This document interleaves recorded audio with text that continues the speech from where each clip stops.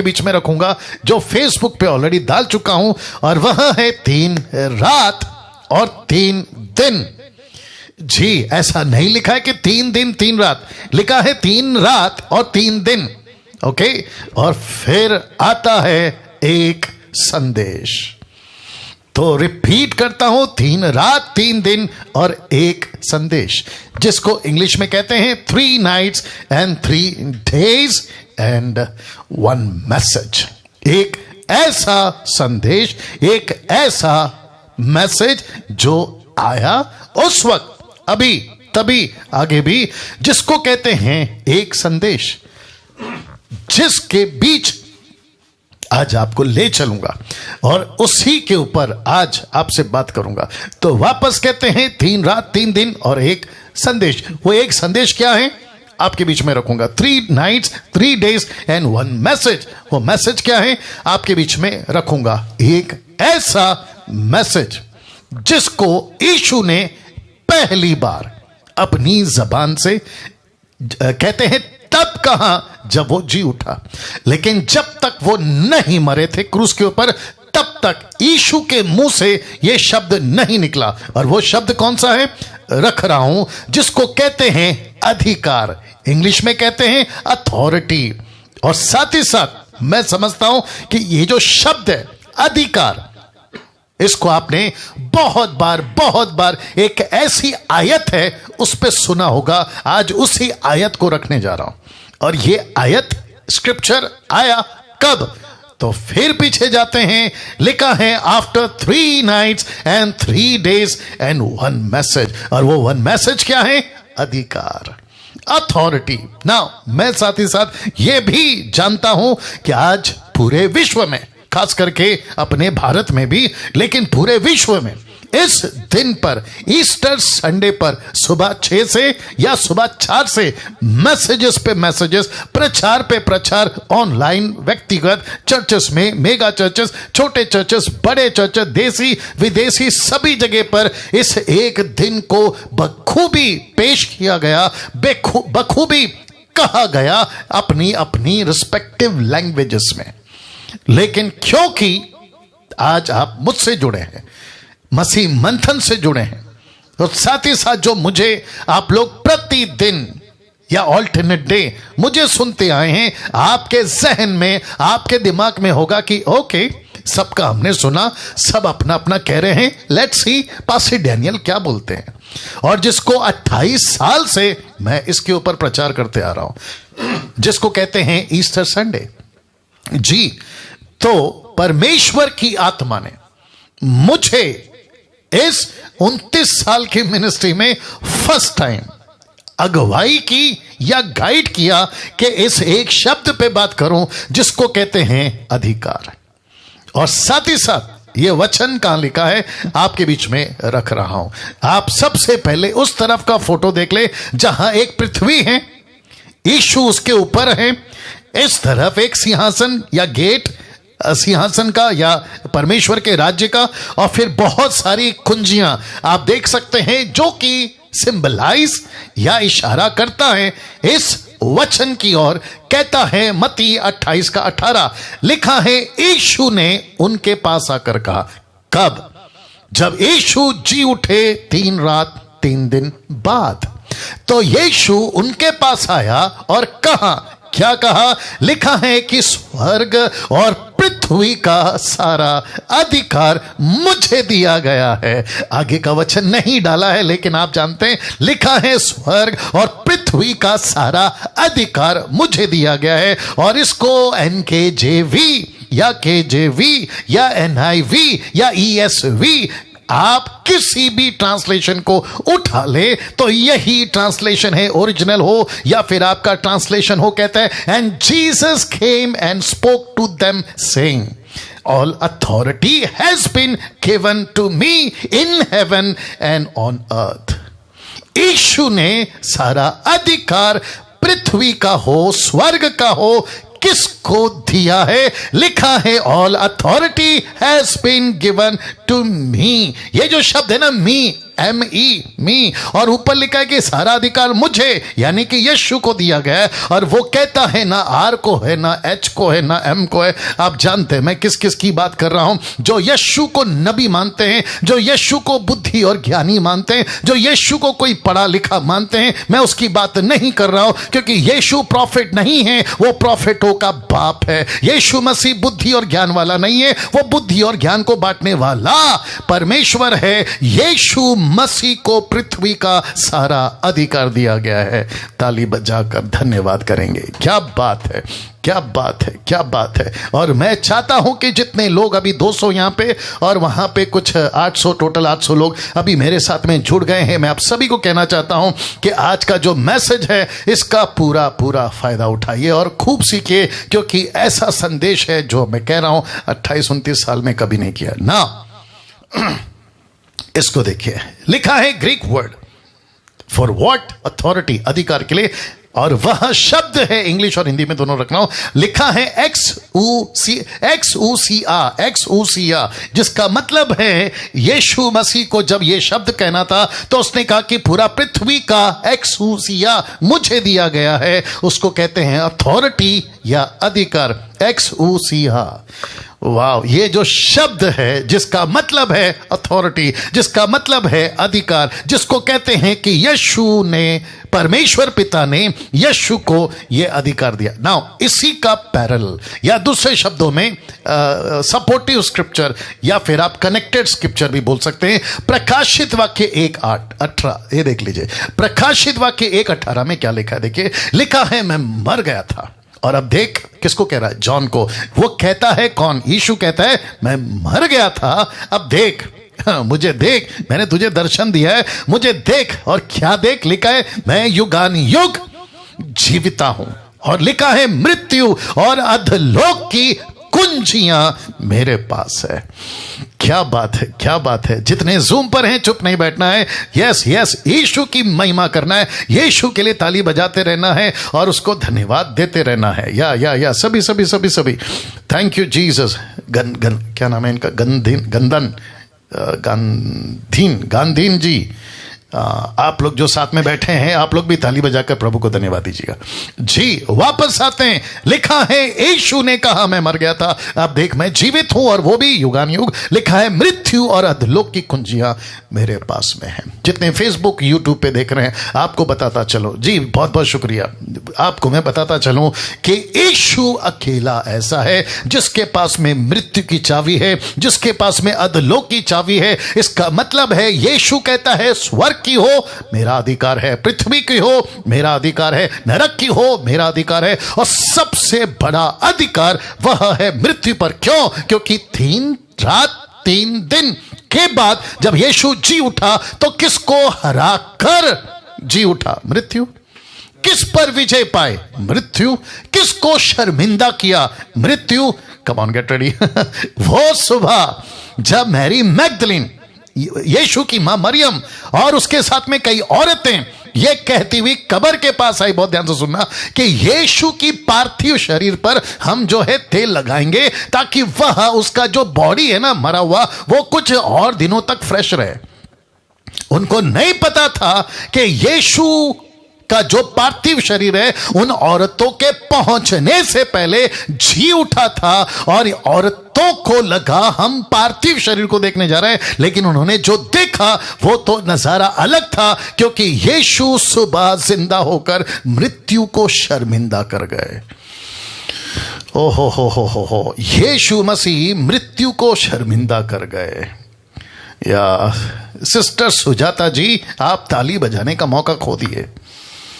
या क्योंकि जब मैं पंच लाइन दे रहा था आप कुछ ढूंढ रही थी, या सफेद दुपट्टे में जो आप हैं, या फोकस करिएगा। ओ वापस आते हैं, यीशु का सुबह का वो दिन, औरतों को लगा हम मुर्दे को देखने जा रहे हैं। स्वर्गदूत कहता है मुर्दे, जीवते को, कोई भूल सकता तो मजा आएगा, जीवते को मुर्दों में क्यों ढूंढते हो?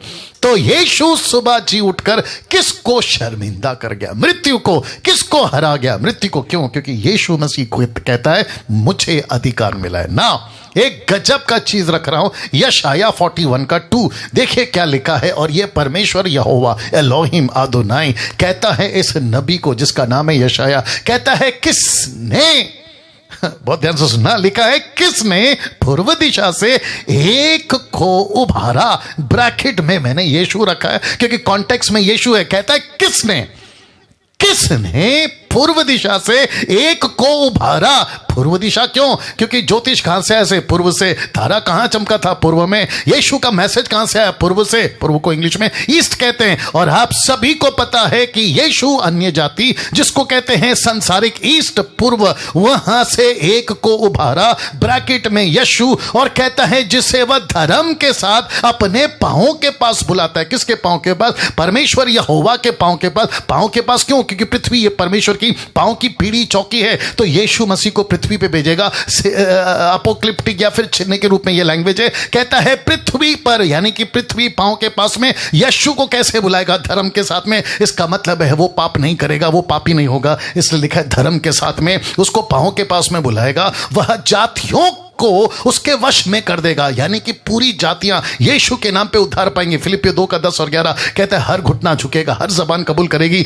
और जातियां यीशु को स्वीकार करेगी। अब इसको देखो, उसको राजाओं पर अधिकारी ठहराता है। राजाओं का मतलब यहां के दुष्टात्मा, यहां के लूसीफर, यहां के अंधकार की ताकत है, उसके ऊपर यीशु मसीह राजा ठहरेगा। अब इसको देखो, उसकी तलवार, उसका वचन, उसकी शिक्षाएं, उसकी बातें उन्हें धूल के समान, उसके धनुष से उड़ाए हुए भूसे के समान कर देगा। कौन? यीशु मसीह।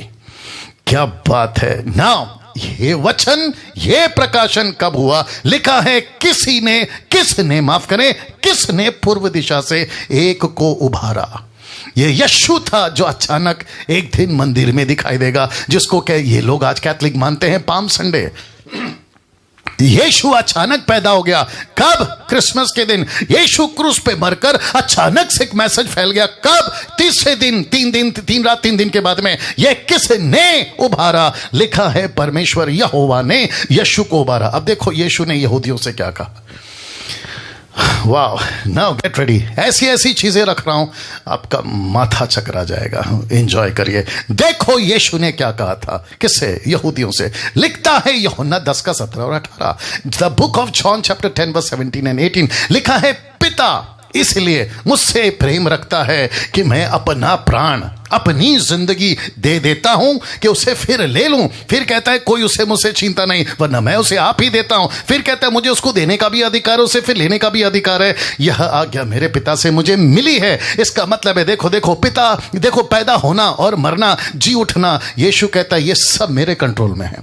मैं चाहूं अपनी जान दे सकता हूं, मैं चाहूं उसको फिर जिंदा खुद को कर सकता हूं, मैं चाहूं तो छीन सकता हूं, मैं चाहूं तो ले सकता हूं। मुझसे कोई नहीं छीनता, मैं देता हूं, मैं खुद लेता हूं। मैं अपनी मर्जी से पैदा हुआ था, मैं अपनी मर्जी से मरा था, माफ करें मैं अपनी मर्जी से जी उठा। ओ हो। कभी इस वचन पे फोकस किया था? जरा देखिएगा क्या लिखा है, फिर से बताऊंगा। पिता मुझसे इसलिए प्रेम रखता है क्योंकि मैंने तय किया कि पिता, पहला आदम फेल हो गया, मैं अपनी मर्जी से जाऊंगा, मैं अपनी मर्जी से जाऊंगा। लिखा है ना, मैं अपना प्राण देता हूं और उसे फिर लेता हूं। इसका मतलब क्या है? मैं देता हूं और 3 दिन के बाद, कोई बोल दीजिए, फिर लेता हूं। मुझे उससे कोई नहीं छीन सकता, पाप नहीं छीन सकता, शैतान नहीं छीन सकता, मृत्यु नहीं छीन सकती। क्यों? कहता है वरन मैं उसे आप देता हूं, मतलब मुझसे कोई छीन नहीं सकता। मैंने खुद अपनी जान दी है क्रूस के ऊपर। लिखा है मुझे उसके देने का भी अधिकार है, फिर उसे लेने का भी अधिकार है। रमन साहब देखिए क्या गजब का वचन आ रहा है। वाह, सीधे।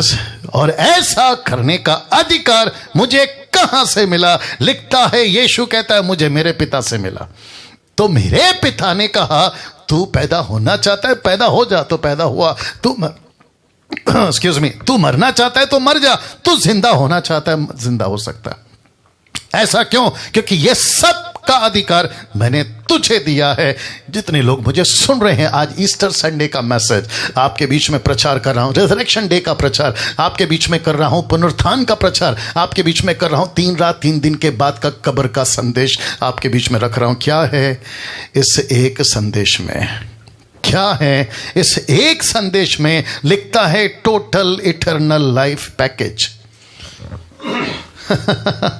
वापस कहता हूं, क्या लिखा है? Total eternal life package. ये पैकेज में क्या क्या आता है? ये पैकेज में आता है फॉरगिवनेस, ये पैकेज में आता है रिकंसिलिएशन, ये पैकेज में आता है name in the book of life. यीशु के जीवन की पुस्तक में आपका नाम। तो एक मैसेज कब निकला, जरा देख लीजिएगा। जी उठने के बाद ही क्यों?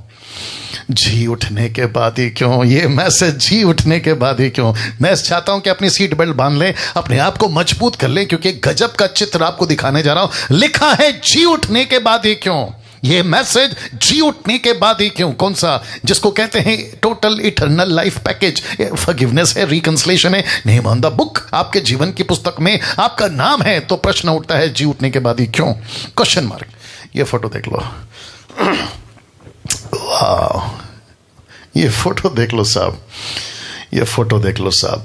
जितने लोग जुड़ रहे हैं और फेसबुक के ऊपर, मैं रिक्वेस्ट करता हूं, वॉच पार्टी करिए, शेयर करिए, नहीं थकना, जबरदस्ती भेजिए, कुछ ना कुछ करिए। लेकिन परमेश्वर का ये वचन, मैं जानता हूं मुझ जैसे 10 तक का बहुत कम लोग हैं जो परमेश्वर इन बातों को हमको उनको बताता है, और हमारी ईमानदारी है कि आपके बीच में हम ईमानदारी से रखेंगे।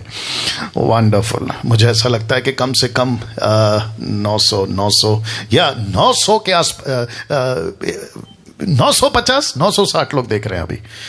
वंडरफुल जी। ये चित्र देख लिया आपने। तो वापस कहता हूं, यीशु को अपना जान देने का अधिकार है, उसको फिर लेने का अधिकार है। वो कहता है मुझसे कोई नहीं छीन सकता, मैं खुद देता हूं, मैं खुद लेता हूं ना। इसको देखिए, यह चित्र क्यों पास्टर डैनियल? इस पृथ्वी पे अगर कोई भी व्यक्ति हो, वो चाहे टाटा, बिरला, अंबानी, लंदन का प्रिंस, नेता, अभिनेता, अगर किसी से डरता है तो वह है मृत्यु। वह है मृत्यु। क्योंकि मृत्यु के बारे में इस वचन में लिखा है कि मनुष्य का और इस पृथ्वी का सबसे अंतिम बैरी, सबसे बड़ा दुश्मन, सबसे कठोर दुश्मन अगर कोई है इस पृथ्वी का, वह है मृत्यु। मृत्यु, मृत्यु, डेथ, डेथ, डेथ। यस और नो? पढ़ा लिखा आदमी हो, इससे डरता है। पैसे वाला हो, इससे डरता है। गरीब हो, इससे डरता है। मिलिट्री का आदमी हो जिसके पास में AK-47 हो, इससे डरता है। वो टैंक लेके बॉर्डर पे लड़ाई करता है, लेकिन मौत से डरता है। वो चाहे आकाश में प्लेन लेके उड़ता है, इससे डरता है। पृथ्वी का सबसे पावरफुल वेपन, न्यूक्लियर वेपन वाला, जिसने उसकी चिप बनाई, जिसने उसका जो भी पार्ट बनाया, वो तक इस मृत्यु से डरता है। यस और नो? यस और नो? और पौलुस कहता है इस मृत्यु को ताकत कौन देता है? मृत्यु को पावरफुल किसने बनाया? इस मृत्यु को पावरफुल किसने बनाया? मेरी रिक्वेस्ट है आप लोगों से कि स्लाइड के ऊपर फोकस करेगा, क्योंकि स्लाइड आपके लिए इसलिए बनाता हूं ताकि आपको कन्वे कर सकूं। मृत्यु को आप देख सकते हैं, ये 2 बिजली का तार है, या फिर पावर, एक बिजली दूसरे बिजली को, माफ करें, तार को पावर दे रही है। तो मृत्यु को पावरफुल किसने बनाया? जानना चाहोगे? मृत्यु को पावरफुल बनाया पाप ने। बाप रे। मैं बताता हूं क्यों।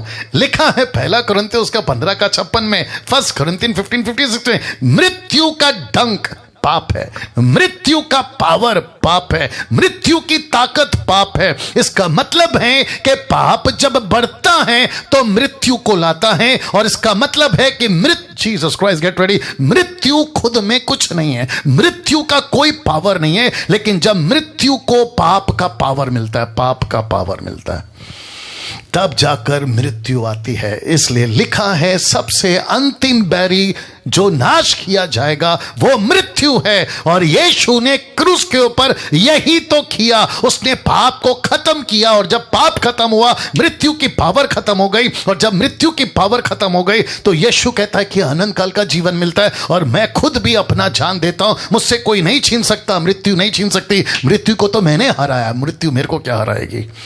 ओहो हो, जरा सोच के देखिए। Come on get ready. तो मृत्यु को पावरफुल कौन बनाता है?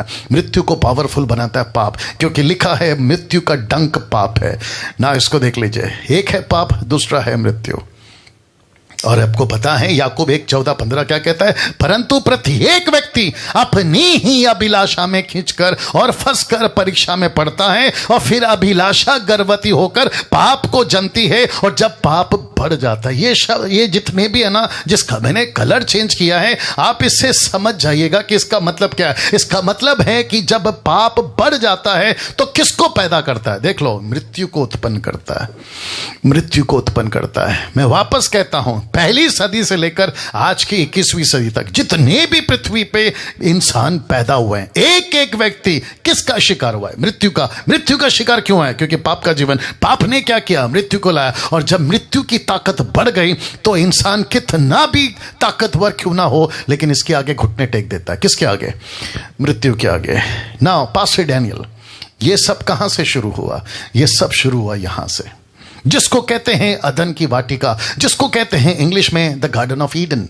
सब कुछ यहां से शुरू हुआ। तो पहली बार इस बगीचे में टोटल 5 बातें थी, आपके बीच में रखने जा रहा हूं। यहां 5 बातें थी, यहां 5 बातें थी। यहां कौन कौन था पास्टर डैनियल? यहां सबसे पहला एलोहिम था। उसके बाद कौन था पास्टर डैनियल? यहां पे आज्ञा था, यानी कि फल नहीं खाना। यहां पे कौन था? तीसरा आदम था। यहां कौन था? छुप के बैठा था? मृत्यु। और यहां कौन था? एक डिसीवर, जिसको कहते हैं लूसीफर, शैतान।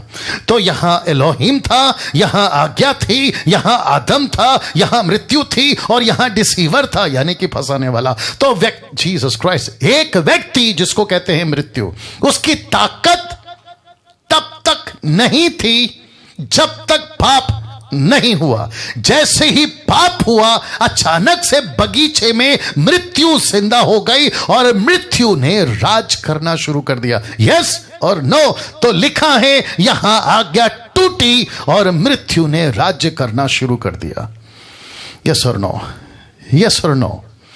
वाह, जरा सोचिए, इस बगीचे में, कमान और एक बोलता हूं, मृत्यु लूसीफर की तरफ से नहीं है, मृत्यु परमेश्वर की तरफ से। मैं रिपीट करता हूं, मृत्यु लूसीफर की तरफ से नहीं है। मृत्यु किसकी तरफ से है? परमेश्वर की तरफ से। परमेश्वर ने क्या कहा? जिस दिन तू उसका फल खाएगा उसी दिन मर जाएगा। तो इसका मतलब है मृत्यु को ताकत किसने दिया? पाप ने। पाप ने क्या किया? आदम से पाप करवाया। आदम को मृत्यु क्यों मिली? क्योंकि वो आज्ञा तोड़ बैठा। तो इसलिए लिखा है ना, जैसे ही आज्ञा टूटी मृत्यु ने राज्य करना शुरू किया। ना इसको देखिए, वक्त का ख्याल रखते हुए, जीसस क्राइस्ट, ये व्यक्ति जिस दिन बगीचे से निकला, जिसका नाम है आदम और हवा, पहला कुरिन्थियों उसका 15 का 45, फर्स्ट कुरिन्थियन 15:45 लिखता है आदम जीवित प्राणी बना। इसका मतलब है जिसको कहते हैं जीवित प्राणी, जिसको कहते हैं ह्यूमन सोल। इसका मतलब है ये 2 शब्द है, एक है ह्यूम, दूसरा है मैन, ह्यूमन सोल। और ह्यूमंस का मतलब, ह्यूम्स का मतलब है मट्टी, और मैन का मतलब है हिब्रू भाषा में हीज का मतलब है सोल, स्पिरिट। ओहो, तो इसका मतलब है कि एक व्यक्ति पहले बना मट्टी से, जिसको कहते हैं शरीर, उसमें परमेश्वर ने श्वास फूका, उसको कहते हैं परमेश्वर की आत्मा। यस और नो? और जैसे ही आदम से गलती हुई, जीसस क्राइस्ट, आत्मा कमजोर पड़ गया और शरीर, आगे बोल दीजिए, मजबूत हो गया। यस और नो? और जब व्यक्ति पाप करते चला गया तो लिखा है कि जो पहला आदम था वो बना जीवन, यानी कि जीवित प्राणी बना, जिसको कहते हैं शारीरिक। तो इस अदन की वाटिका से उस दिन, किस दिन जब इससे गलती हुई, उस अदन की वाटिका से उस दिन, उस बगीचे से 7.9 बिलियन लोगों को पैदा करने वाले ये शारीरिक आदि माता पिता निकले थे। ओहो, पृथ्वी पे आज की तारीख में, गूगल पे चेक कर लीजिए, 7.9 बिलियन, 790 करोड़ की आबादी। इस पृथ्वी का पहला आदि माता पिता कौन है? ये दोनों। मुझे नहीं पता, कोई मुस्लिम अगर मुझे सुन रहा है, ये है तुम्हारा आदि माता पिता। कोई भी हिंदू मुझे सुन रहा है, ये है तुम्हारा आदि माता पिता। अगर कोई बुद्धिस्ट या फिर कोई नास्तिक या फिर कोई यहूदी, दुनिया का कोई भी व्यक्ति, यह है तुम्हारा आदि माता पिता। तुम साइकिल में घूम रहे हो या मर्सिडीज या BMW, तुम झोपड़े में रहते हो या फिर 100 करोड़ के बंगले में, ये है तुम्हारे आदि माता पिता। और जिनसे औलादें पैदा हुई है, जरा फोटो देख लो, जिनसे औलादें पैदा हुई है इस पृथ्वी के ऊपर, वे सब के सब पैदा हुए शरीर में। तो लिखा है यहां शारीरिक लोग पैदा होते हैं, यहां शारीरिक लोग पैदा होते हैं। लेकिन परमेश्वर की एक ऐसी योजना हुई कि उसने कहा कि इसी पृथ्वी पर से मैं ऐसे लोगों को पैदा कराऊंगा जिनका रिश्ता स्वर्ग से होगा, जो यहां रहते हुए अपनी रजिस्ट्री स्वर्ग में कराएंगे। तो लिखा है यहां आत्मिक लोग पैदा होते हैं। कैसा लग रहा है? इस पृथ्वी पे शारीरिक लोग, लेकिन इस पृथ्वी पे आत्मिक लोग। और यह करने के लिए यीशु मसीह ने बड़ी कीमत चुकाई है। आपको पता है यीशु ने क्या कहा निकोदेमुस से? उसने कहा 3:6 में, जो शरीर से जन्मा है वो शरीर है, जो आत्मा से जन्मा है वो आत्मा है। तो इसका मतलब है कि जो पीछे है वो मट्टी है, आगे जो है वो रूह है। रूह परमेश्वर की रूह मनुष्य को दी है, क्योंकि मनुष्य जब पृथ्वी पे मरता है तो उसका शरीर यहां रह जाता है, लेकिन जो है आत्मा चली जाती है। फोटो देख लीजिएगा ना। इसका मतलब है कि यीशु जब यहां पे कह रहे हैं इस पृथ्वी पे जो भी पैदा होता है वो शरीर में पैदा होता है, और जो शरीर में पैदा होता है वो पाप के साथ पैदा होता है, और जो पाप में पैदा होता है उसको मृत्यु का सामना करना पड़ता है, क्योंकि मृत्यु को ताकत देती है पाप। लेकिन यीशु मसीह ने एक ऐसा रास्ता निकाला कि उसने मानव जाति का पाप अपने ऊपर लिया, और यीशु मसीह को मृत्यु को सहना पड़ा। लेकिन यीशु कहता है अपने वचन में, यूहन्ना 10:17 में कहता है कि मैं खुद देता हूं जान, मैं खुद लेता हूं जान, मुझे कोई छीन नहीं सकता, मैं चाहूं मैं नहीं चाहूं। इसका मतलब है कि मृत्यु यीशु को रोक नहीं सकी, और वो तीसरे दिन जी उठा। ताली बजाकर परमेश्वर को धन्यवाद। वाह, कैसा लग रहा है रमन साहब? नाउ इसको देखिए, ये तो आपको बता चुका हूं। फिर कुछ हुआ इसी पृथ्वी पे, फिर कुछ हुआ। आइए देखते हैं क्या हुआ। अचानक से एक लड़का पैदा होता है, अचानक से एक व्यक्ति पैदा होता है, अचानक से एक खबर फैलती है पूरे दुनिया में कि एक व्यक्ति पैदा हुआ है, और उस व्यक्ति को कहते हैं अंतिम आदम। इस व्यक्ति को कहते हैं अंतिम आदम। इसको अंतिम आदम नाम क्यों दिया? जो आत्मिक लोग हैं वो समझेंगे, जो वचन को जानते हैं वो समझेंगे, क्योंकि जो पहला पैदा हुआ था वो शारीरिक, ये अभी जो पैदा हुआ ये अंतिम आदम। और इसके बारे में क्या लिखा है पता है? कुलुस्सियों 2:2, ये परमेश्वर का भेद पैदा हुआ। ये कौन है? यीशु परमेश्वर का भेद है, ये मिस्ट्री है परमेश्वर का। तो इस पृथ्वी के ऊपर मरियम ने पैदा नहीं किया, इस पृथ्वी पर यूसुफ ने पैदा नहीं किया, ये खुद पैदा हुआ। पढ़वाया कि नहीं पढ़वाया? मैं चाहूं पैदा हो सकता हूं, मैं चाहूं मर सकता हूं, मैं चाहूं जिंदा हो सकता हूं। तो इसने चाहा कि मैं पृथ्वी पे पैदा हूं, क्योंकि एक व्यक्ति फेल हो गया जिसको कहते हैं पहला आदम, ये दूसरा और अंतिम आदम। इसके बाद में कोई तीसरा चौथा आदम नहीं आएगा।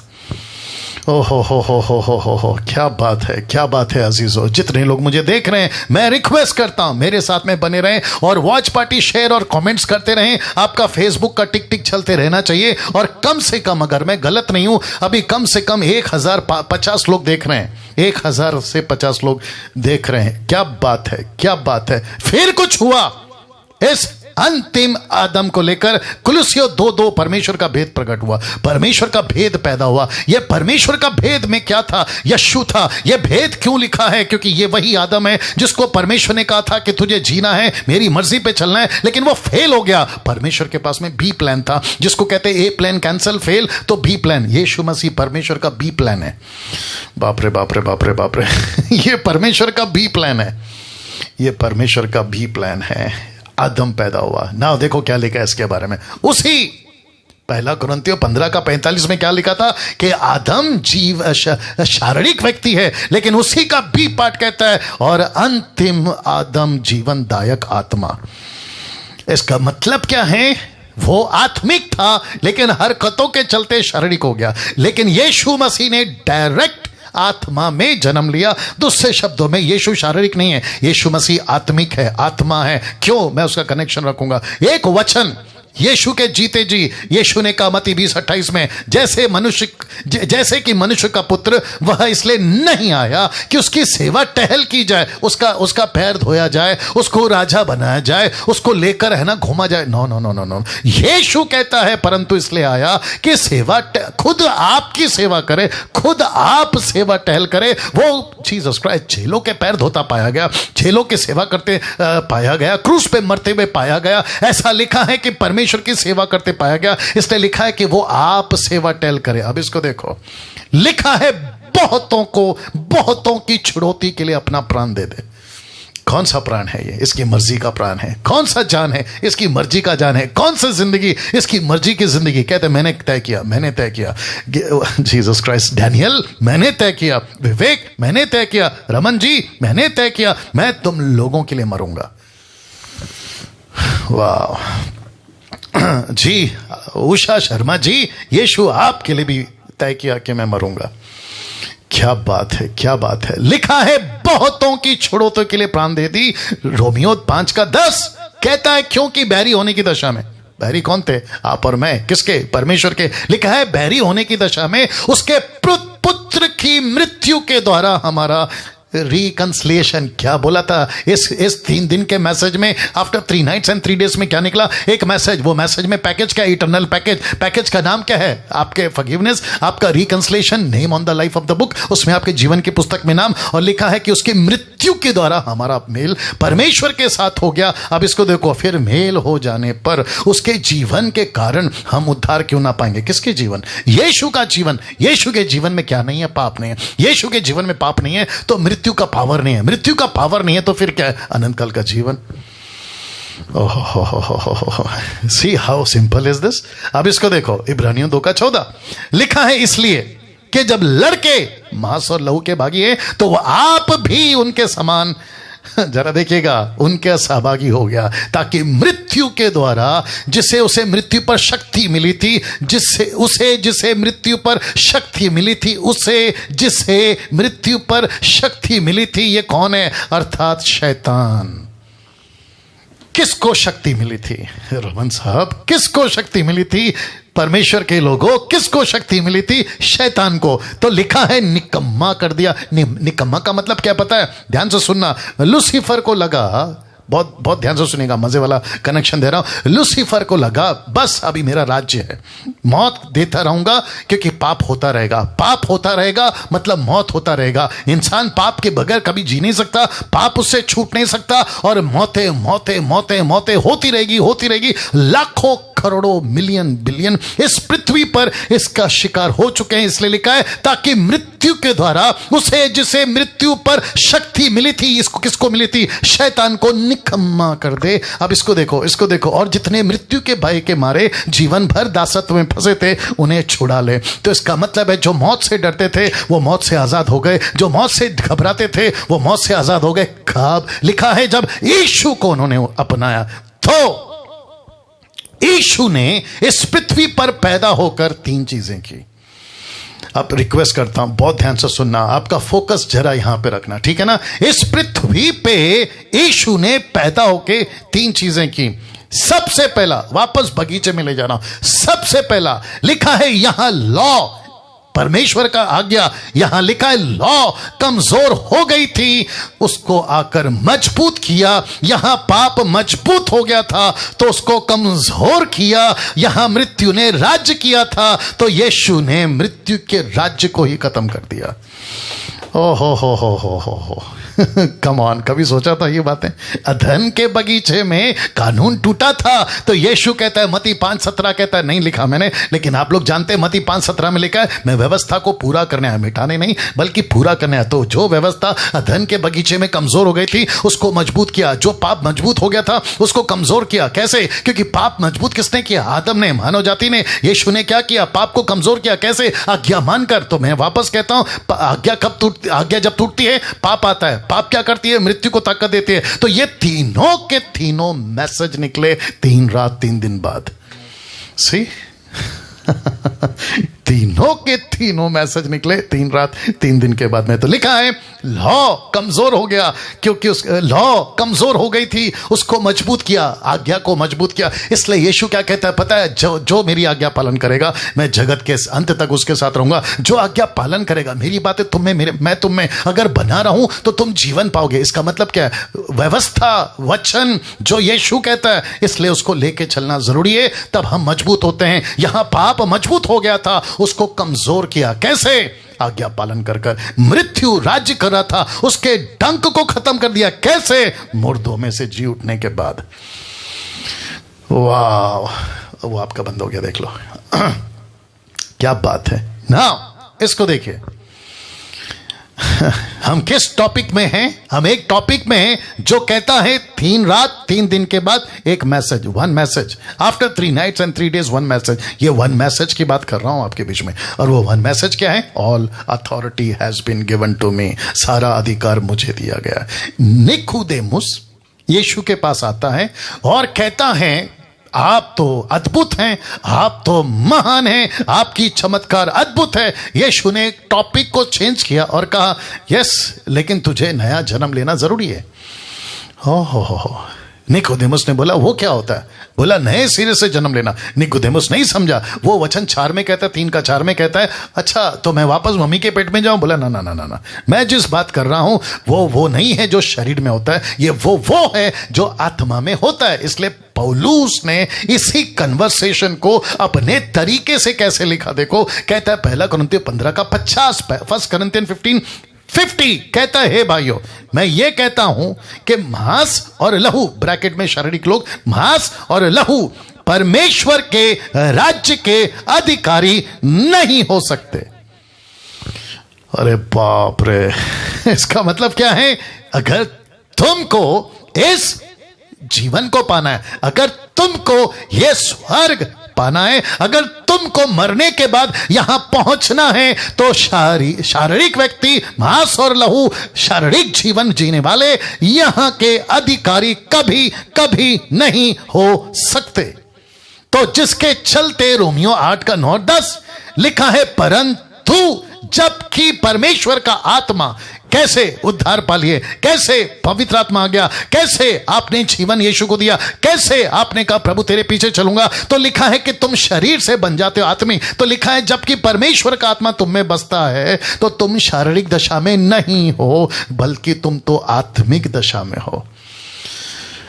अरे बाप रे बाप रे बाप रे। तो मैं जस्ट ऐसे ही कह रहा हूं। अपना क्या नाम है? रमन साहब, नाराज नहीं होना। अब बाकी लोग को तो नहीं बोल सकता, आप अपने आदमी है तो बोल देता हूं। सोचिए, और मिसेस रमन आप नाराज नहीं होना, ठीक है ना? रमन साहब आप पेशे से डॉक्टर भी हैं। अगर ऐसा हो जाए आप नहीं रहे दुनिया में, यहां डंके की चोट पे छाती पे हाथ रख के या मार के आप अपनी पत्नी को, दुनिया को, सबको क्या बोलोगे? मैं मर रहा हूं लेकिन मुझे पता है कि मैं कहां जा रहा हूं। ओहो हो। मैं मर रहा हूं लेकिन मुझे पता है कि मैं कहां जा रहा हूं। क्यों? क्योंकि शारीरिक लोग परमेश्वर के राज्य के अधिकारी नहीं हो सकते, लेकिन आत्मिक लोग परमेश्वर के राज्य के अधिकारी हो सकते हैं। क्यों? क्योंकि तुम आत्मिक दशा में हो। यदि किसी में मसीह का आत्मा नहीं है तो वो उसका जन नहीं है। यदि मसीह तुम में है तो वो देह पाप के कारण मरी हुई है, परंतु आत्मा धर्म के कारण जीवित है। माय गुडनेस, जिसमें किसी में भी अगर यीशु की आत्मा नहीं है, तुम टाटा, बिरला, लंदन के प्रिंस, नेता, अभिनेता, रोडपति, करोड़पति, ऐसे वैसे पैसे वाले, अगर तुम में यीशु की आत्मा नहीं है तो तुम परमेश्वर के जन नहीं हो। मुझे माफ करिए, तुम हिंदू, मुस्लिम, सिख, ईसाई, बुद्धिस्ट, जैन, आदिवासी, ये वो, अगर तुम में यीशु की आत्मा नहीं है तुम इस रास्ते में कभी नहीं आ पाओगे, नहीं आ पाओगे। ये उतना ही सच है जितना आज का तारीख, ये उतना ही सच है जितना कि तुम्हारे घर पे तुम बैठे हो, ये उतना ही सच है, ये उतना ही सच है। कैसा लग रहा है?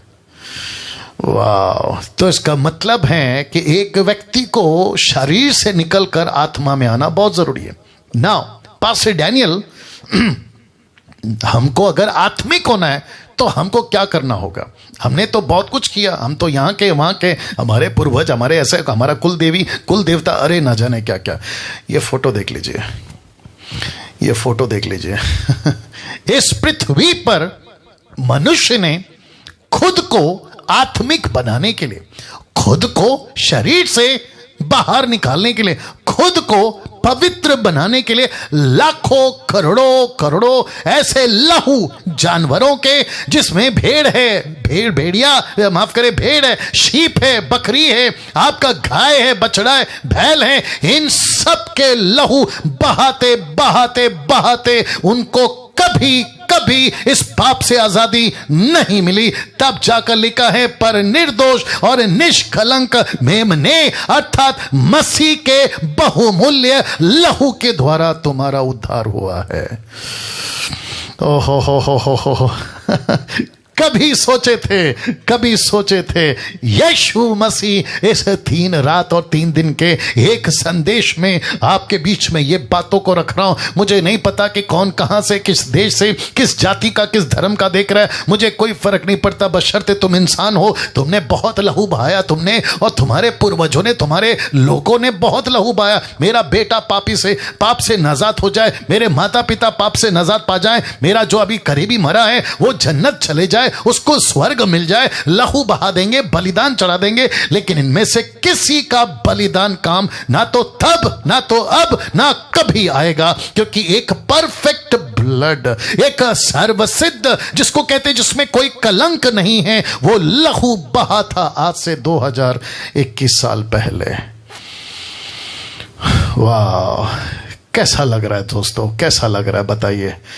क्या गजब की चीजें आज परमेश्वर मुझसे और आपसे बात कर रहा है, और वो कह रहा है कि ये वही लहू है जिसने हर धर्म, हर जाति, मैं रखूंगा, एक एक चीज रखूंगा, डोंट वरी, लेकिन मैं चाहता हूं कि मेरे साथ में बने रहें। परमेश्वर आज मुझसे और आपसे अद्भुत तरीके से बात करने जा रहा है। आमीन। एक अभी तक जो हुआ है, ताली बजाकर हम परमेश्वर को धन्यवाद देंगे और कहेंगे कि परमेश्वर धन्यवाद इस अद्भुत लहू के लिए, धन्यवाद इस कीमती लहू के लिए, धन्यवाद इस अच्छे जिंदगी के लिए, धन्यवाद जो तूने मेरी जीवन बचा दी है। वाह वाह, सी। Now listen this. इस मृत्यु को जो कि कहता है पौलुस, 1 कुरिन्थियों 15:55, हे मृत्यु तेरी जय कहां रही? देख लीजिए, हे मृत्यु तेरी जय कहां रही? ये कब आया? ये प्रश्न कब उठा? ये प्रश्न तब उठा, बहुत ध्यान से सुनिएगा दोस्तों, यह प्रश्न तब उठा जब पृथ्वी पे यीशु मसीह क्रूस पे मर चुका, यीशु मसीह तीसरे दिन जी उठा। यह फोटो देख लीजिए, और परमेश्वर का आत्मा पौलुस को यह कहलवाने के लिए मानव जाति को और मृत्यु को कहता है, हे मृत्यु तेरी जय कहां रही? इसका मतलब है कि जिस व्यक्ति को 3 रात 3 दिन तुमने सोचा था मैं इसको बांध के रखूंगा जैसे सबको बांध के रखा है, कम ऑन गेट रेडी। इस पृथ्वी पे ईश्वर टाइप के लोग जो खुद को ईश्वर घोषित करें वो मर चुके हैं। जिसने खुद को पैगंबर घोषित किया वो मर चुका है। जिसने खुद को पवित्र व्यक्ति घोषित किया वो मर चुका है। जिसने खुद को संत घोषित किया वो मर चुका है। जिसने खुद को ईश्वर देवता देवी घोषित किया वो मर चुका है। लेकिन इनमें से किसी की, जीसस क्राइस्ट, इसमें से किसी की कब्र कभी नहीं खुली। लेकिन एक ऐसा व्यक्ति जिसको कहते हैं यीशु, जिसको कहते हैं यीशुआ, जिसको कहते हैं यस्तूस, जिसको कहते हैं जीसस क्राइस्ट, मरा और मुर्दों में से तीसरे दिन जी उठा। तब यह प्रश्न उठा, हे मृत्यु तेरी जय कहां रही? कहां गया तेरी ताकत? कहां गई तेरी पावर? कहां गया तेरी औकात कि तू मौत को लेकर नाच रहा था 2000-4000 सालों से, लेकिन इस व्यक्ति को तू नहीं बांध सकी। ये मृत्यु तेरी जय कहां रही? मैं चाहता हूं अपना हाथ लीजिए, खुद का पीठ थपथपाइए। जानते हो क्यों? क्योंकि आप इसी मसीहा के अंदर की आत्मा के साथ में, इसी मसीहा के लहू के साथ में आपका भी उद्धार हुआ है, आपको भी यह जीवन मिला है। और पूछ रहा है मृत्यु तेरी जय कहां रही? नाउ इसको देखिए, यीशु चीरता फाड़ता, इस मृत्यु से जयवंत कितनी शान से पैदा होकर आपके और मेरे बीच में आ चुका है। और वो कहता है कि मैंने मृत्यु को जीत लिया है, मैंने मृत्यु पर जय पाली है, मैंने मृत्यु को जीत लिया है। और लिखा है कि 3 रात 3 दिन के बाद में उसमें से एक मैसेज निकला कि स्वर्गदूत कहते कि तुम जीवित को मुर्दों में क्यों ढूंढते हो, ये जी उठा है, ये जी उठा है। अब इसको देखो, ये जी उठा है। प्रेरितों की किताब 2:24 कहता है, परंतु उसी को परमेश्वर ने मृत्यु के बंधनों से छुड़ाकर जी लाया। क्यों? क्योंकि लिखा है यह अनहोना, ये अनहोना था कि वह ब्रैकेट में यीशु उसके वश में रहता। किसके? मृत्यु के। ये देख लो, यीशु का अनहोना, अनहोना समझते हैं, इम्पॉसिबल, नॉट पॉसिबल। किसी भी तरीके से, किसी भी लॉजिक से यह पॉसिबल नहीं है कि मौत उसको उसके अंदर रख सके। अब आप जानना चाहते हैं क्यों? यह फोटो देख लो, एक तरफ है पहला आदम, दूसरी तरफ है दूसरा आदम। वहां है नेचुरल आदम, यहां है सुपर नेचुरल आदम, वहां है शरीर का आदम, यहां है आत्मा का आदम। और मृत्यु ने उस पहले आदम को लेकर बहुत तांडव, हो बहुत तांडव मचाया था। उसने क्या कहा था? जो भी तेरे से पैदा होगा मार दूंगा, जो भी तेरे से बच्चा पैदा होगा मार दूंगा, जो भी तेरे से कौमें आएंगी मार दूंगा। हिंदू, मुस्लिम, सिख, ईसाई, बुद्धिस्ट, पारसी, आदिवासी, जो भी तेरे से पैदा होंगे, 790 करोड़ 7.9 बिलियन जो भी पैदा होगा मार दूंगा। तो मृत्यु मृत्यु मृत्यु मृत्यु कहां गया? कहां गया मृत्यु? तेरी जय कहां रही जब ये मसीहा अंदर आया? मृत्यु तेरी ताकत कहां गई जब ये मसीहा तेरे पास में आया? तू उसको रोक क्यों नहीं सकी? तू उसको बांध क्यों नहीं सकी? तब जाकर पतरस कहता है, it is impossible to catch him, it is impossible to hold him. यह असंभव है, अनहोना है कि तू मौत को सबको रुका सका, लेकिन यह दूसरे आदम को नहीं रुका पाएगा। चीरता फाड़ता यीशु मसीह मुर्दों में से जी उठा। ताली बजाकर उस परमेश्वर को धन्यवाद दीजिए जिसने मुर्दों में से जी उठकर यह घोषित कर दिया कि पहला आदम इसलिए मौत का शिकार हुआ क्योंकि उसने पाप किया था, और पाप बल है मृत्यु का। लेकिन दूसरा आदम को ऊपर मृत्यु का बल नहीं आएगा क्योंकि दूसरे आदम ने कभी पाप ही नहीं किया। तो जिसने पाप नहीं किया तो उसके ऊपर मौत की ताकत कहां से आएगी?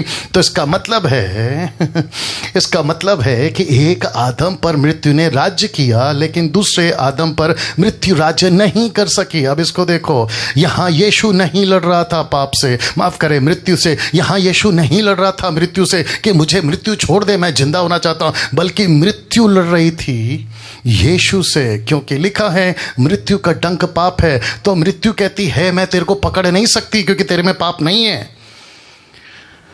कम ऑन, मैं तेरे से नहीं लड़ सकती क्योंकि तेरे में पाप नहीं है। मैं जिससे अभी तक लड़ी थी उसमें पाप पाया जाता था। तो यीशु नहीं लड़ रहा था मृत्यु से, मृत्यु लड़ रही थी यीशु से। इसका मतलब क्या है? मैं आपको पकड़ नहीं सकती, मैं आपको होल्ड नहीं कर सकती। कैसा लग रहा है दोस्तों? कैसा लग रहा है? इसको कहते हैं ईस्टर, इसको कहते हैं सच्चा रिजरेक्शन, इसको कहते हैं सच्चा पुनरुत्थान। अगर ये नहीं समझे तो फिर क्या समझे? ये नहीं समझे तो क्या समझे? हर साल क्रिसमस, हर साल पुनरुत्थान का गाना गा रहे, लेकिन इसको नहीं समझे तो क्या फायदा? हर साल पास्टर से संदेश सुन रहे, लेकिन अगर इसकी सच्चाई को नहीं समझा तो क्या फायदा? मैं किसी की मिनिस्ट्री को नीचे नहीं गिरा रहा हूं, लेकिन सच्चाई को नहीं जाना तो फिर मतलब क्या हो गया? वाह तो इसका मतलब है, वापस रख रहा हूं, इसका मतलब है, ये फोटो रख देता हूं फिर बात करता हूं। इस व्यक्ति का पाप किसका? पहले आदम का। दूसरे आदम यानी कि यीशु मसीह, इसने कोई पाप नहीं किया। तो आपको पता है यीशु मसीह ने क्या कहा? बोला नो प्रॉब्लम। आपको याद है ना यूहन्ना 10:17, उसने कहा मैं खुद जान देता हूं, मेरे को खुद लेने का अधिकार है, मुझसे कोई नहीं छीन सकता। तो यीशु ने कहा अगर मृत्यु को, यीशु क्यों मरा बता रहा हूं, अगर मृत्यु को, यीशु को मारना है तो यीशु के अंदर क्या होना चाहिए? पाप होना चाहिए। तो यीशु कहता है ओके, मैं काम करता हूं कि आदम की और आदम जात की और डैनियल की और जितने आप लोग देख रहे हैं इन सबके पाप को अपने ऊपर ले लेता हूं। ओके, तो जैसे ही ये बंद हो गया देख लो, जैसे ही यीशु के ऊपर पाप दिखा, यीशु की मौत हो गई। यस और नो? और जैसे यीशु की मौत हो गई तो पाप को लगा कि अब मैं इसको कभी जिंदा नहीं कर सकती, लेकिन मृत्यु मृत्यु नहीं कंट्रोल कर सकी। इसलिए लिखा है अनहोना था कि वह यीशु को वश में रखती, क्योंकि वो पाप यीशु का था ही नहीं। तो मृत्यु ने सरेंडर कर दिया, बोला नहीं लड़ सकती आपसे। इसलिए क्या लिखा है मैंने कि यहां पे लड़ाई यीशु की नहीं थी मृत्यु के साथ में, बल्कि मृत्यु लड़ रही थी यीशु के साथ में। इसलिए लिखा है कि मृत्यु का डंक पाप है। जब यीशु में पाप मिला ही नहीं तो उसको कैसे कंट्रोल कर सकती है। यीशु के आने से पहले, ये देखिएगा बड़ा मजा आएगा, यीशु के आने से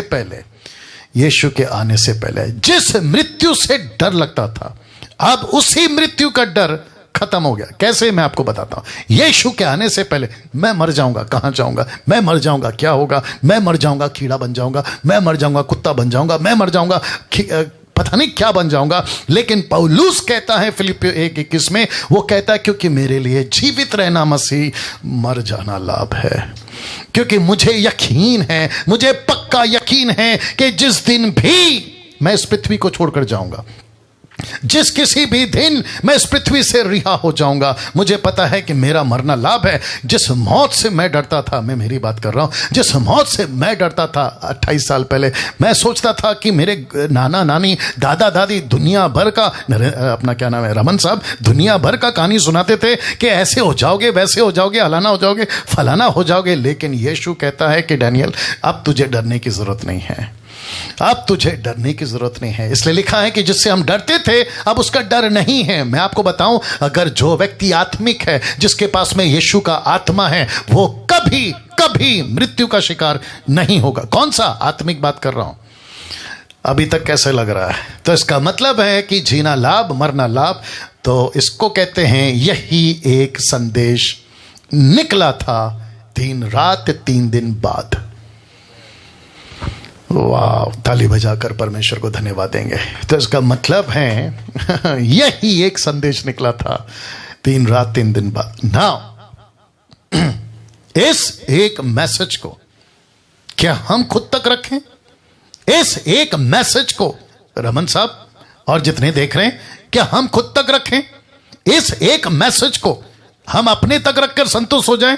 नहीं, इसी यीशु ने जी उठने के बाद आसमान में उठा लिए जाने के पहले, लिखा है स्वर्ग में उठाए जाने से पहले, जरा देखिएगा, यीशु एक ऐसी बात बोल गया जो देख लीजिएगा 2 राज्यों को हिला गया।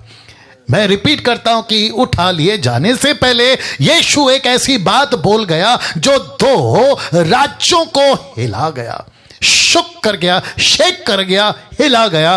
कौन कौन सा राज्य है? सब लोग तैयार है तो रख रहा हूं। सबसे पहला जिसको कहते हैं विजिबल वर्ल्ड और दूसरा कहते हैं इनविजिबल वर्ल्ड। मैं यहां कुछ सेकंड इसको रख रहा हूं, मैं चाहता हूं कि थोड़ा डाइजेस्ट करो। वाह, एक कहते हैं विजिबल, दूसरा कहते हैं इनविजिबल। विजिबल का मतलब क्या है? अभी जो आपको और मैं देख रहे हैं, एक दूसरे को हम देख रहे हैं, आपके पड़ोसी को देख रहे हैं, आपके अड़ोसी को देख रहे हैं, गांव वाले, रिश्तेदार, सबको देख रहे हैं, स्कूल, कॉलेज, ऑफिस, जितने भी आपके लोग हैं। लेकिन एक और दुनिया है साहब, जिसको कहते हैं इनविजिबल वर्ल्ड। ये दुनिया दिखती है लेकिन ये दुनिया नहीं दिखती। फेसबुक पे कितने लोग हैं? ओके, ना वापस आता हूं। जिस 2 दुनिया को यीशु के उठा लिए जाने से पहले, एक है विजिबल वर्ल्ड और दूसरा है इनविजिबल वर्ल्ड। एक दिखती है, दूसरा नहीं दिखती है। क्या थी वो 2 बातें? क्या थी वो बातें? 2 राज्यों को हिला गई। आपके बीच में रख रहा हूं लूका 24 का 46 से 47। और उसने कहा, किसने? जिसको अधिकार मिला था, किसने? बहुत ध्यान से सुनिएगा। एक व्यक्ति जो उठा लिए जाने से पहले 2 युग को, 2 जगह को, 2 राज्य को, 2 वर्ल्ड को हिला गया, जो जी उठा, किसने? जो यीशु, जिसको पावर था। उसने कहा, यूं लिखा है कि मसीह दुख उठाएगा। कहां लिखा है? यशायाह की किताब 53 का 10 और 11। मैंने नहीं रखा, आप लोग देख लीजिएगा। लिखा है कि मसीह दुख उठाएगा और तीसरे दिन मरे हुए से जी उठेगा। आ गया ईस्टर संडे वापस। लिखा है मसीह दुख उठाएगा, तीसरे दिन मरे हुए में से जी उठेगा और यरूशलेम से लेकर सब जातियों में मन फिराव का, पापों की क्षमा का प्रचार, पापों की क्षमा का प्रचार, मन फिराव का प्रचार, आदम से जो गलती हो गई उसका प्रचार, पापों से तौबा का प्रचार, मानव जाति बच सकता है मृत्यु से, उसका प्रचार यीशु मसीह के नाम से किया जाएगा, उसी के नाम से किया जाएगा। बहुत ध्यान से सुनना, यीशु के नाम से किया जाएगा, क्योंकि यीशु को ही मत्ती 28:18 सारा अधिकार दिया। 3 रात 3 दिन के बाद में कौन सा मैसेज है? अधिकार, कौन सा अथॉरिटी, जिसको परमेश्वर यीशु कहता है मेरे नाम से प्रचार करो। माय गुडनेस मेरे नाम से प्रचार करो। मैं कुछ और कनेक्शन देता हूं। लिखा है वही, कौन? यीशु हमारे पापों का प्रायश्चित है, और केवल हमारे नहीं, केवल हमारे नहीं, लिखा है वरन सारे जगत, सारे जगत, सारे जगत, सारे जगत, सारे जगत। ओह क्या हो गया? सारे जगत, वही हमारे पापों का प्रायश्चित, केवल हमारे नहीं वरन सारे जगत के पापों का भी प्रायश्चित है। यह बात सच, पौलुस कहता है पहला तिमोथी 1:15 में, वो कहता है यह बात सच और हर प्रकार से मानने के योग्य है कि मसीह यीशु पापियों का उद्धार करने के लिए जगत में आया। तो इसका मतलब है, बहुत ध्यान से सुनना, ये सारे संसार को सुसमाचार सुनाना इब्लीस ऐसा होने नहीं देगा।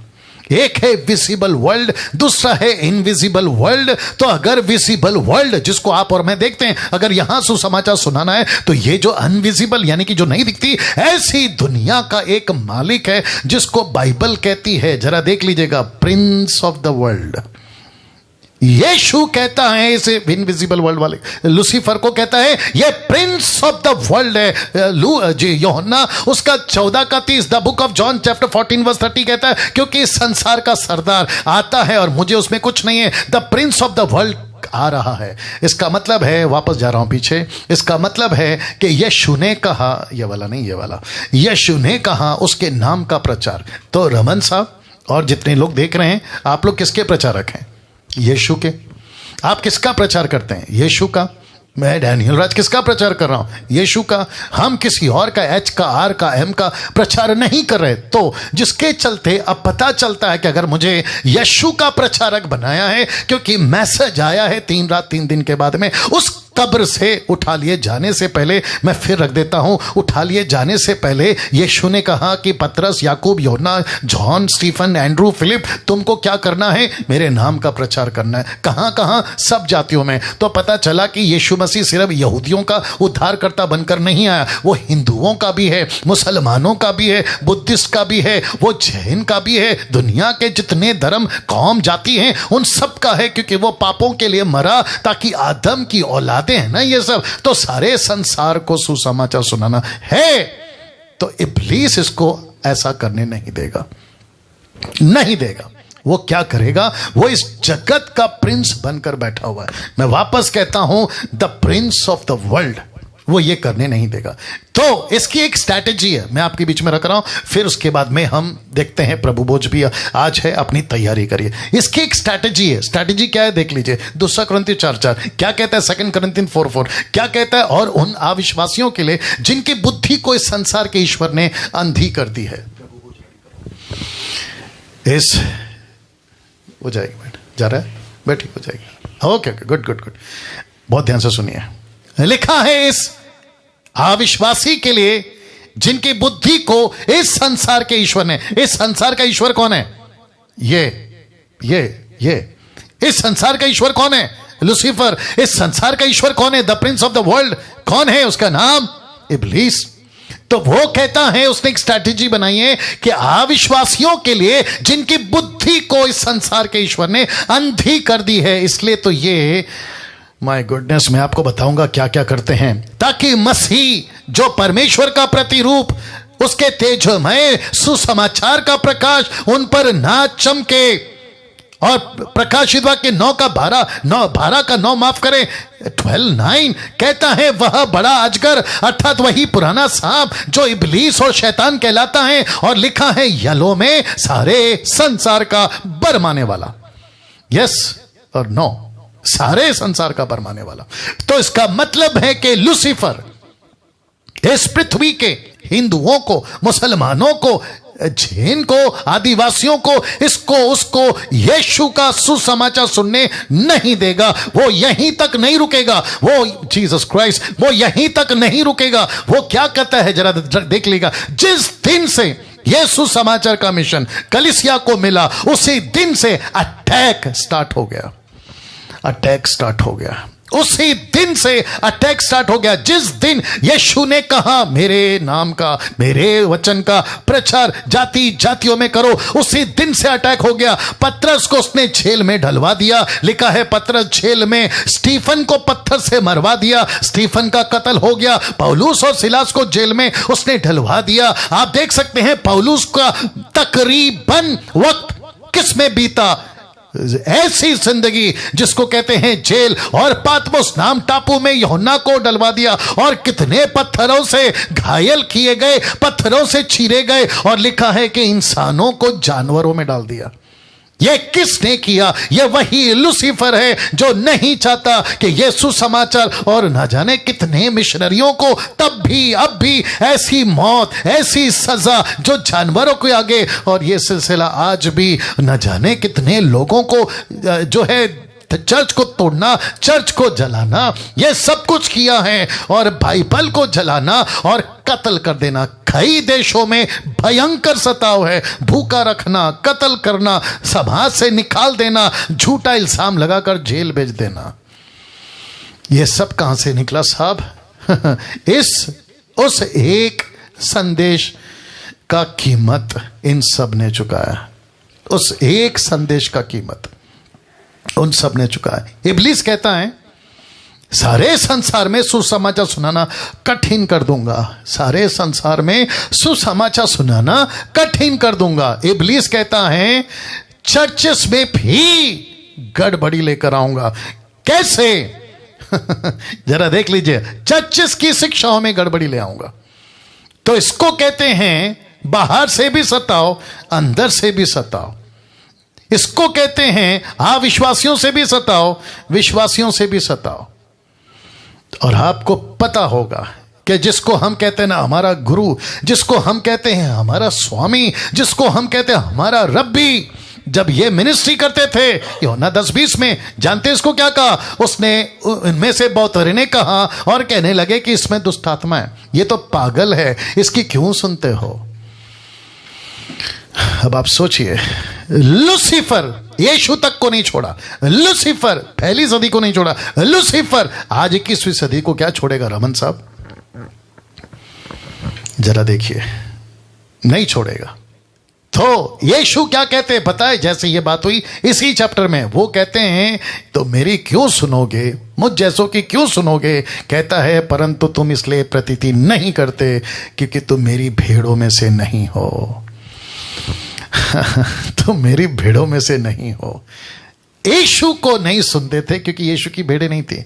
आज मुझ जैसे 10% मसीह मंथन वालों की, मुझ जैसे इस खरे प्रचारकों की भी नहीं सुनते। क्यों? क्योंकि वो हमारी भेड़ें नहीं है, यीशु की भेड़ें नहीं है। हमारे विरोध में वीडियो बनती है, मेरे विरोध में वीडियो बनती है यूट्यूब के ऊपर, ऐसा है, हलाना है, फलाना है, वो इसलिए नहीं सुनते। और क्या कहते हैं? यीशु पागल है। क्या कहते हैं? यीशु में दुष्टात्मा है। क्या कहते हैं? इसकी क्यों सुनते हो? ऐसी ही बातें मुझको आपको लेकर भी कहते, अरे डैनियल राज की मत सुनो, अरे मसीह मंथन वालों की मत सुनो। इसके पीछे किसका प्लान है? रख दे रहा हूं। इसके पीछे एक ही व्यक्ति है, और वो व्यक्ति है the prince of this world, इब्लीस। ये व्यक्ति कहता है मैं चर्चेस में गड़बड़ी लाऊंगा, मैं विश्वासियों में गड़बड़ी लाऊंगा, मैं आपस में इनका झगड़ा करवा दूंगा, मैं इनकी टीचिंग में गड़बड़ी करवा दूंगा, और जिसके चलते 3 रात 3 दिन के बाद में जो कब्र से वो संदेश आया था ना, वो संदेश को लोगों तक पहुंचने नहीं दूंगा। मैं फिनिश कर रहा हूं इस चैलेंज के साथ में, मैं फिनिश कर रहा हूं इस चैलेंज के साथ में। क्या सताओं के बावजूद भी आप यीशु का काम करोगे? क्या ऐसी धमकियों के बावजूद भी क्या तुम यीशु का काम करोगे? क्या ऐसे विरोध में आने के बावजूद भी क्या तुम यीशु का काम करोगे? पास्टर डैनियल, मैं जब से प्रचार करने लगा, आपकी वीडियो देख देख कर आपका वीडियो पहुंचाने लगा, मुझे विरोध करने लगे, मुझे व्हाट्सएप से ब्लॉक कर दिया, मुझे